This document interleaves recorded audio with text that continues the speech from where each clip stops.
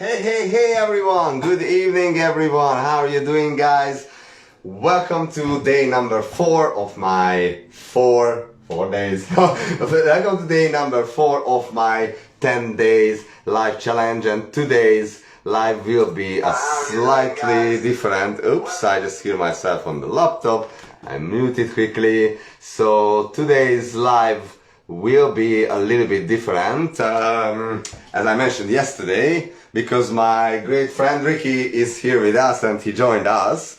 Feel free to say hi. Hi. And you know, when I introduce him to others, I just usually say that he's the guy that he has such a great knowledge of everything. You will obviously hear that from him. You will hear some of his great knowledge. And actually, I was asking yesterday or today that how can you remember so many things? And he was laughing and he said, "Well, it all makes sense." and I said, "Okay, that's fine." But my brain is just not on that capacity level. So, but really, I'm not making this up. He has such a great knowledge, such a big library in his mind, which I really like because I can really learn from him a lot of things, and this is one of the reasons I invited him tonight to join me in this live, and of course because he's a great friend of mine. So I think let's just start, because as I said yesterday, today we will talk about still a little bit of frequencies, but not necessarily frequencies, but 4 things, basically 4 hacks or 4 tricks or tips for you, 4 amazing things you should know about your brain, what your brain can do, what your brain can produce and make a reality for yourself. And actually these are 4 happiness hacks, can we say? Yeah. Something like that. So basically 4 hormones or happiness hacks. We will talk about these things and what can you do to actually activate them and to get to that higher frequency, to the better mood, and to feel joyful and happy just in general in life. How about that? I think that's a good topic for tonight. And as always, feel free to comment, feel free to let us know what you think. But for the first time, welcome here in my show. And if you want, you can introduce yourself a little bit. Or if you don't want, you can just start with the first category. It's totally up to you. Literally, so hi guys, for those who don't know me, obviously my name is Ricky, as Gary has nicely gave me a great description as it is. And yes, I do have a wealthy knowledge, or library as you want to say, of information, which I've picked up over the years of just exploring life, because I love science, I love the human body, I love the brain, I love all those kind of things. So naturally, this stuff just excites me. I know, I'm crazy and weird, but hey, this is just my thing. That's why you are my friend. I usually select and choose crazy friends, because I consider myself crazy on a good way. Yes. And you are one of those crazy ones. Yes, crazy is and great. I like that. Yes. Crazy is great. So what we're about to dive into is obviously a massive thing for me, because obviously for those that know my story, I really got, I've got addiction problems that stemmed in the family. And obviously I experienced those problems myself, which I'm now managing and I'm controlling. But these 4 key things obviously gave me a lot more insight as to what was happening inside my body and how my brain, how my mental state, how my physiological body, my physiology would react depending on the levels of this in my body, which obviously was impacted through the use of drugs. So this is how I came onto these 4 topics. And I'll start off with dopamine, because dopamine is really, really crucial in kind of like my field of experience and expertise, if you want to kind of call it that, because dopamine is your pleasure. Yeah, it's like a reward and it's pleasure. Your reward in the body. Chemical, yes. I wanted to feel good and I wanted to feel rewarding, so I put something in my body to get that feeling. But we can get that naturally, I just didn't. Don't know why, but anyway. We all make mistakes. We all make mistakes, but we live and we learn. So ways that you release dopamine is completing an activity. So most people, after you've had sex, you get high releases of dopamine pumped into the body. When you complete any task in the day, whether it's washing up, whether it's completing a job, whether it's anything you do, dopamine just naturally gets released into the body. I don't know if I'm going to use this. I'm really much of a talker, so I'll get you to do the writing if you need to. Okay. I just had to activate those things, so I want to write down a few things for our audience. Okay.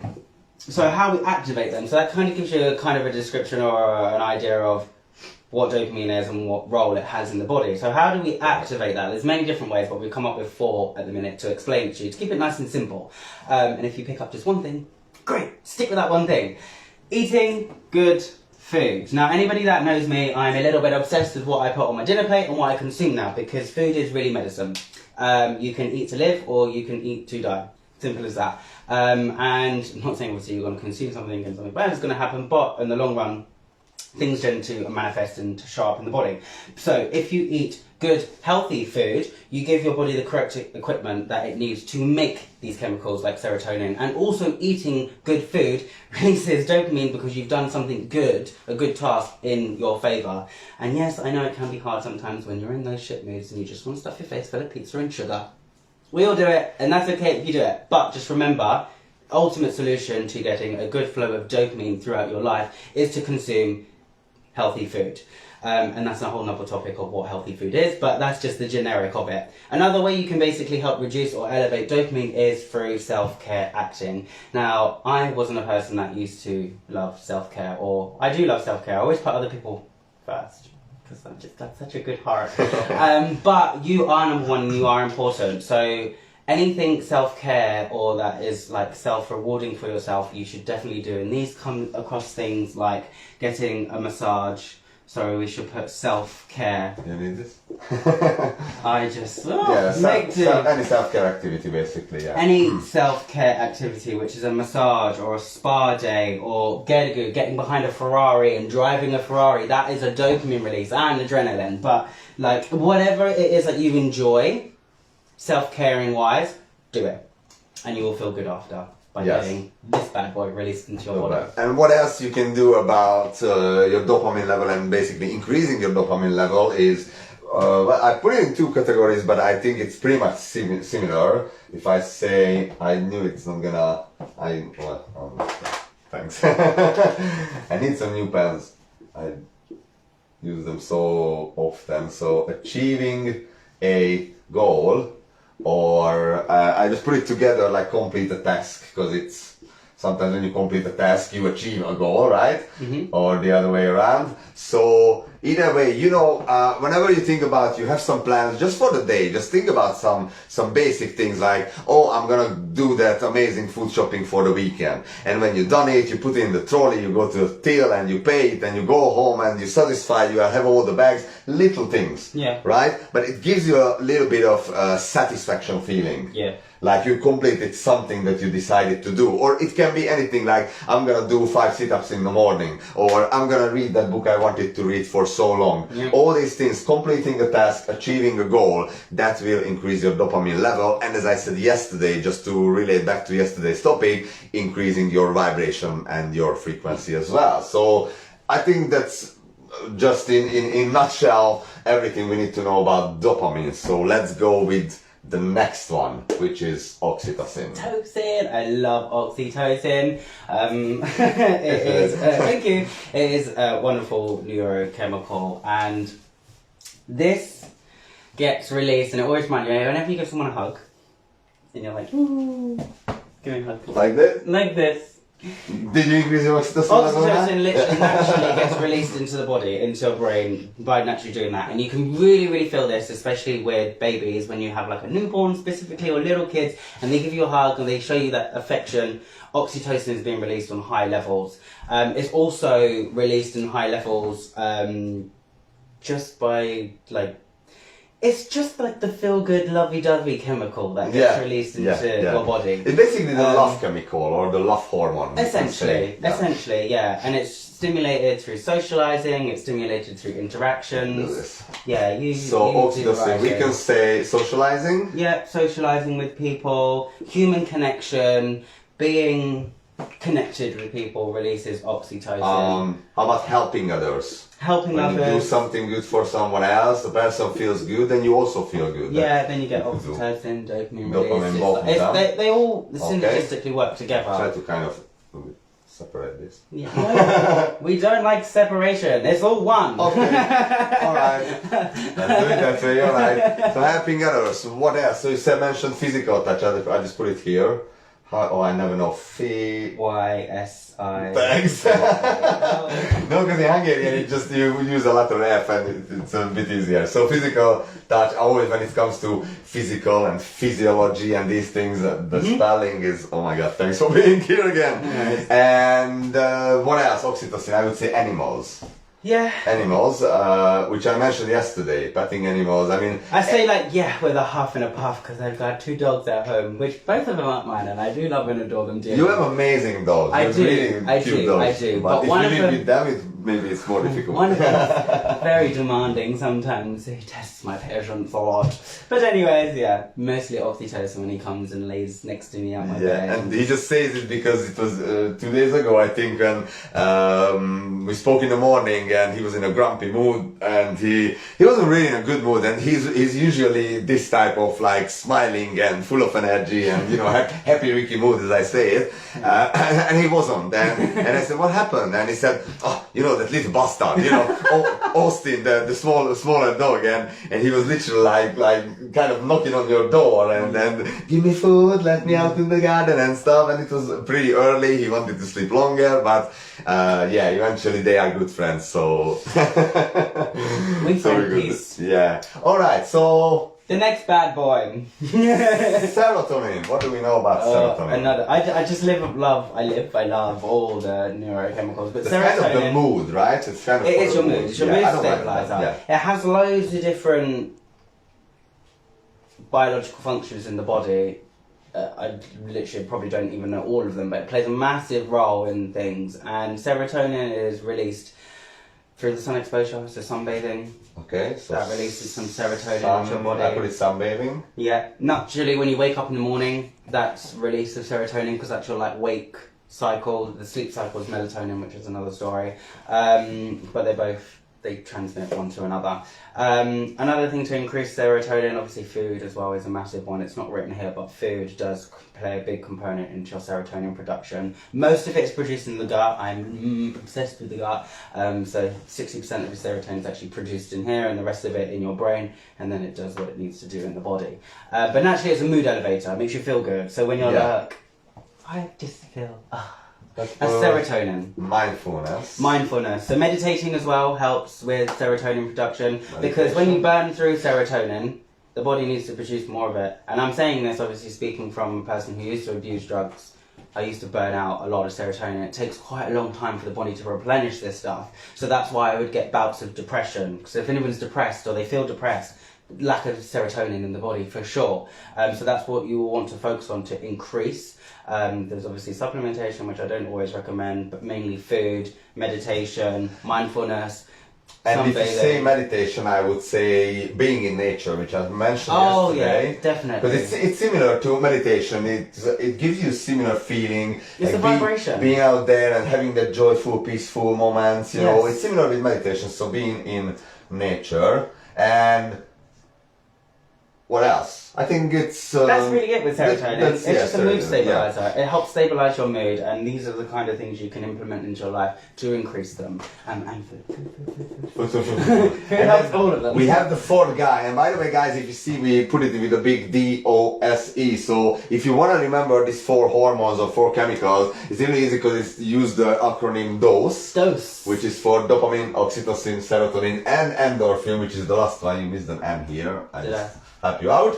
No worries. Endorphin, which is, we can call it a kind of a painkiller hormone, and I would say straight away what I mentioned yesterday, like exercise is a kind of, not necessarily number 1, but somewhere in the top. It's the quickest way you can experience an endorphin release. So if you're an exercise person here, have you ever heard of a runner's high?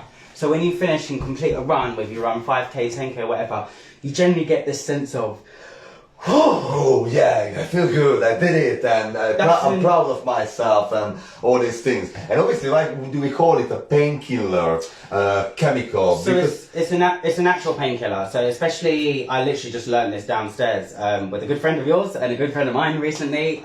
When a mother has given birth to a child, massive amounts of endorphin is released because obviously the pain that a woman is going through, the body knows this and it actually compensates it by producing lots of endorphins in the body. That's so a good you can, example. I like you can withstand that pain. So if you ever like kicked your toe or whatever, endorphins are being released. But if you're lacking in endorphins and your body can't produce them as efficiently, I would say that your pain threshold probably goes down. That would make sense to me. Don't take me that as a quote, but that's just how I perceive it. So what else? Exercise, and then we can put here listening to music as well, which I also mentioned yesterday. Yeah, that releases endorphins. Watching good movies, laughter. Like literally, endorphins are released through so many different things. Yeah. All of them are really, but if we had to segregate them, this is what it's looking like. Guys, we don't go into deeply these topics. Obviously, I couldn't as much as he could. And so far, what I just said at the beginning of this video about his knowledge, I think he already gave you some ideas or some taste of that. Because because he really has a great knowledge, and it's just a couple of things, and he already gave, I think, lots of good information, good value. I hope it's a good value for the audience as well.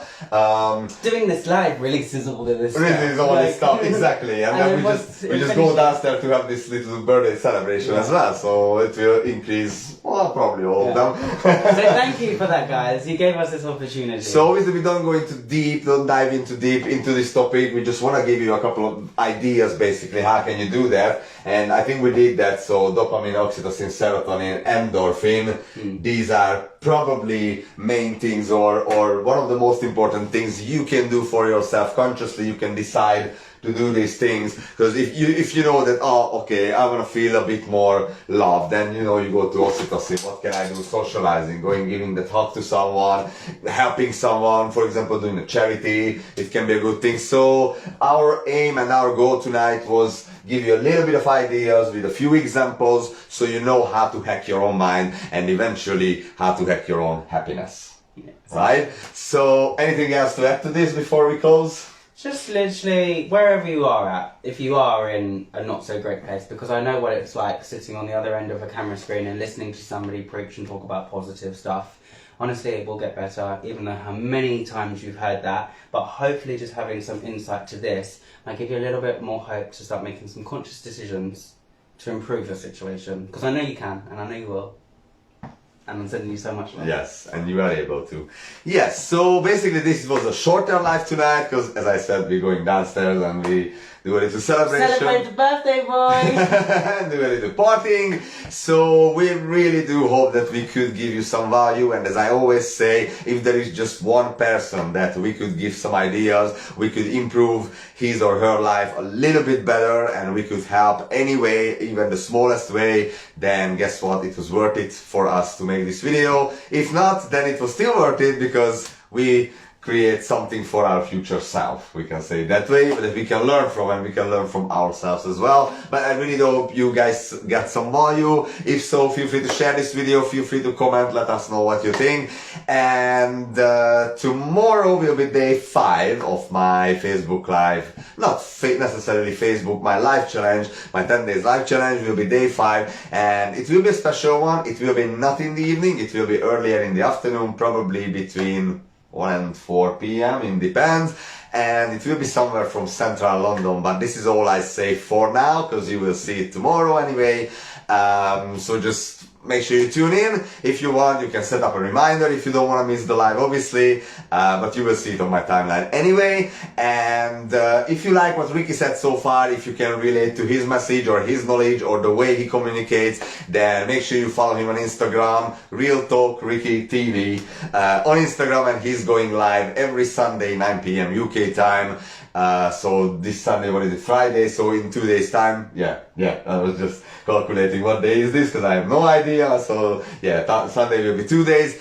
He's gonna go live at 9 p.m. as I said on Real Talk Ricky TV with always new and exciting topics with full of knowledge. So make sure you check it out. But for tonight, thank you everyone for watching us. Thank you very much. We appreciate you, and we go downstairs, I guess.